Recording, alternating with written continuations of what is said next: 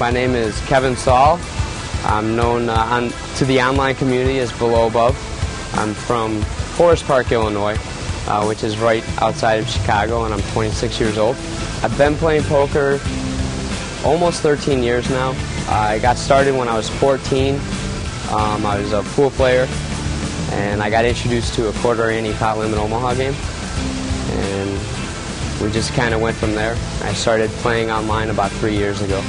I never really had the chance to play online, even when my friends were playing online, because my parents didn't really allow that in their house, and I was still living with them.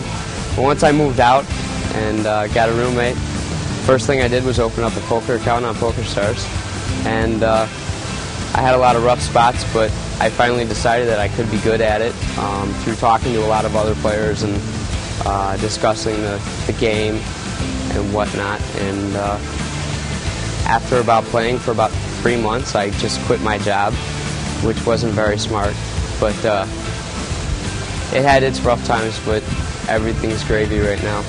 If I had $100 in my account, I played a $100 sit and go, or a $100 multi-table tournament.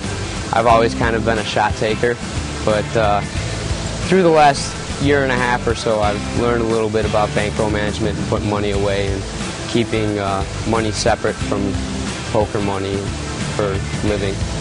As far as multi-table tournaments go, last September I pretty much decided to dedicate myself to the multi-table tournaments. I stopped playing cash games online, and I rarely played single-table tournaments online or any. It was pretty much all multi-table tournaments, and it's just through, I think, through seeing a lot of hands and being in a lot of the same situations, and I have a really good memory for knowing the players, and I don't take notes really online. It's just all up in my head.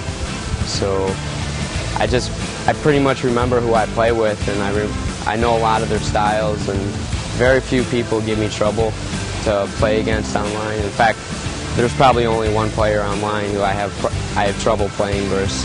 As far as live action goes, I did come out to the World Series for a few events in 2005.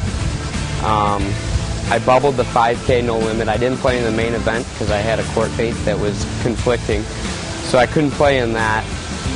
But I spent all summer out here in Vegas, and it was very rough, and I didn't have a single cash, and I lost a lot of money. But I stuck to it, and I went out to Foxwoods back in November, and in 2 of the preliminary events I made back-to-back final tables. In the 2000 no limit I finished second, which I got heads up, and the guy had a pretty decent chip lead on me, so I'm okay with having second there. But the 3000 no limit I ended up finishing 4th, and I pretty much gave the tournament to JC Tran, which I'm still pretty pissed off about. I gave it to him twice, actually.